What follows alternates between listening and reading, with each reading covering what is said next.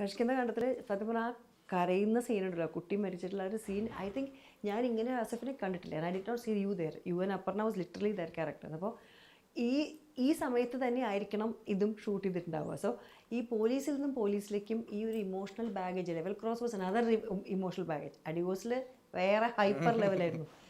ഇതിങ്ങനെ സെറ്റിൽ നിന്ന് സെറ്റിലേക്ക് ചാടുമ്പോൾ ഈ രേഖാചിത്രത്തിൽ എത്തുമ്പോൾ ഇതിലെ സബ്ഡ്യൂഡ്നെസ് ആണോ വേറെ എന്തെങ്കിലും മറ്റത് കയറി വരാറുണ്ടോ?